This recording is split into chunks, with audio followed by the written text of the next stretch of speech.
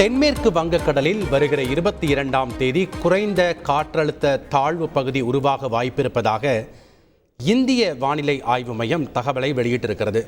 கூடுதல் விவரங்களோடு இணைகிறார் செய்தியாளர் தாயுமானவன். வணக்கம் தாயுமானவன். இந்திய வானிலை ஆய்வு மையம் விடுத்திருக்கக்கூடிய அறிவிப்பில் என்னென்ன விஷயங்கள் இருக்கு, முழு விவரங்கள் என்ன? வளிமண்டல மேலடுக்கு சுழற்சி மற்றும் வெப்ப சலனம் காரணமாக தமிழகத்தில் கடந்த சில தினங்களாகவே பரவலாக மழை என்பது பெய்து வரக்கூடிய ஒரு சூழல்ல தென்மேற்கு வங்கக்கடல்ல வருகின்ற 22ஆம் தேதி ஒரு குறைந்த காற்றழுத்த தாழ்வு பகுதி உருவாக வாய்ப்பிருப்பதாக வானிலை ஆய்வு மையம் தகவலை வெளியிட்டிருக்கிறது. இதன் காரணமாக தொடர்ந்து இந்த காற்றழுத்த தாழ்வு பகுதி என்பது வட திசையில நகர்ந்து 24ஆம் தேதி வாக்குல மத்திய வங்கக்கடல் பகுதியில காற்றழுத்த தாழ்வு மண்டலமாக வலுப்பெறக்கூடும் என அறிவிப்பானது வெளியிடப்பட்டிருக்கிறது. இதன் காரணமாக வருகின்ற 19, 20 ஆகிய 2 நாட்களும் தமிழகத்துல அதிகனமழை பெய்வதற்கான வாய்ப்பிருப்பதாக தகவல் வெளியிடப்பட்டு சிவப்பு நிற எச்சரிக்கை என்பது விடுக்கப்பட்டிருக்கிறது. 19 மற்றும் 20 ஆகிய தேதிகளில் ரெட் அலர்ட் என்பது தமிழகத்திற்கு விடுக்கப்பட்டிருக்கிறது.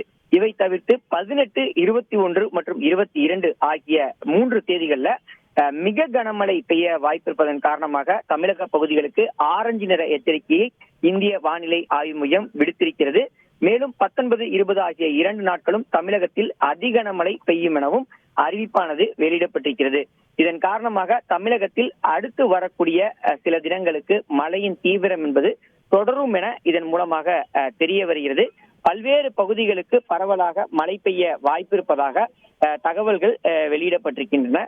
தொடர்ச்சியாக அடுத்து வரக்கூடிய 5 தினங்களுக்கு தமிழகத்திலேயே பல்வேறு பகுதிகளுக்கு கன முதல் மிக கனமழை பெய்வதற்கான வாய்ப்பிருப்பதாக தகவல் என்பது வெளியிடப்பட்டிருக்கிறது. நன்றி தாயுமானவன், உங்களுடைய தகவல்களுக்கு.